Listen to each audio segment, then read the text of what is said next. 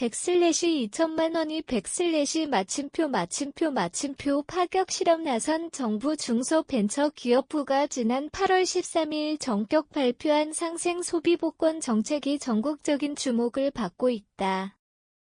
정부는 전통시장과 소상공인 매장에서의 카드 결제를 장려하기 위해 복권 개념을 도입 1등 당첨자에게는 무려 2천만 원을 지급하겠다는 파격적인 이벤트를 내놨다. 이른바 소상공인 살리기 복권이다. 총 당첨금은 10억 원 소비 장려와 지역경제 회복을 동시에 꾀하는 정부의 이례적인 실험이다. 이 제도는 소비자가 비수도권 지역의 전통시장 또는 소상공인 매장에서 일정 금액 이상을 카드로 결제할 경우 자동 응모되는 구조다. 특히 1등 당첨자는 비수도권 소비 이력이 있어야만 추첨 대상이 되며 그 외 당첨자들은 지역 구분 없이 전국 소비 실적을 기준으로 선정된다. 정부가 내건 키워드는 지역 균형 발전과 소비 활성화. 그러나 일부에서는 세금으로 운영되는 복권이라는 점에서 논란의 불씨도 감지된다. 소비하면 복권 지급 추첨은 11월. 신청은 9월 15일부터 상생 소비복권은 2025년 8월 1일부터 10월 12일까지의 카드 소비 내역을 기준으로 참여할 수 있다. 전통시장과 소상공인 매장에서 5만 원을 카드로 결제할 때마다 응모권 1장이 지급되며 최대 10장까지 누적 가능하다.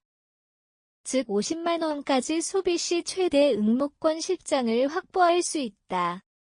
응모를 위해서는 9월 15일부터 10월 12일까지 운영될 예정인 상생페이백 누리집 www.상생피백.k야에 단 한 번 신청하면 된다.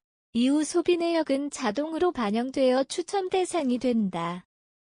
현금 결제는 제외되며 카드 사용만 해당된다. 당첨자 발표는 10월 말에 이뤄지고 당첨금은 11월 중 디지털 온누리 상품권 형태로 지급될 예정이다. 특히 1등 10명, 은 2천만 원 2등, 50명, 은 200만 원 3등, 600명, 은 100만 원 4등, 365명, 은 10만 원이 주어진다. 총 2025명이 수혜 대상이며 총 10억 원 규모의 예산이 투입된다. 비수도권에서 써야 1등 된다. 지역 차별 논란도 이번 복권 정책의 핵심은 비수도권 소비 유도다. 1등 당첨자 10명은 수도권이 아닌 비수도권에서 소비한 카드 내역이 있어야만 당첨 대상이 된다. 수도권 거주자라도 해당 기간 중 비수도권에서 결제한 실적이 있다면 응모 자격을 획득할 수 있다. 하지만 이 구조는 수도권 소상공인을 배제한다는 비판을 낳고 있다. 정부는 지방경제 회복을 목적으로 비수도권 소비를 우대했지만 수도권의 소상공인들 역시 경기 침체로 고통받고 있는 상황에서 형평성에 어긋난다는 목소리도 크다. 실제로 일부 시민들은 서울에서 50만 원을 써도 1등 대상이 안 되는 건 불공정하다고 지적했다.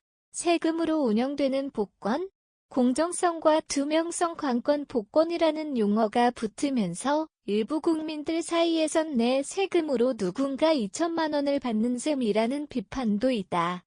일반적인 복권은 자발적 구매를 통해 기금이 조성되지만 이번 복권은 세금으로 운영된다는 점에서 그 성격이 다르다. 특히 고액 당첨금 수혜자 선정이 전산 시스템을 통해 이뤄질 경우 신뢰성 확보가 어려울 수 있다는 우려가 제기된다. 이에 대해 정부는 공정한 추첨 과정을 거쳐 당첨자를 선정하고 전 과정은 투명하게 공개될 예정이라 밝혔다.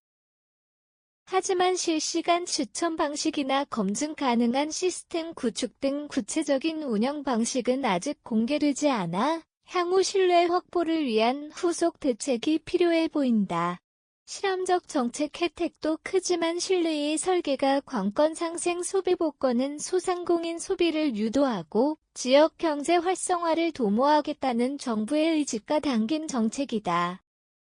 실제로 2천만 원의 1등 당첨금은 소비자들에게 강력한 동기부여가 될 수 있으며 소상공인 매장에도 실질적인 매출 증가 효과가 기대된다.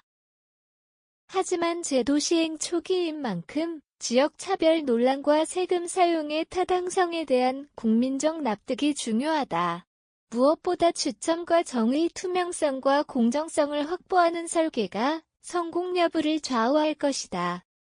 한 번의 이벤트로 끝나지 않고 장기적인 정책 모델로 이어지기 위해선 그만큼 정교한 관리와 국민 신뢰가 동반되어야 할 것이다.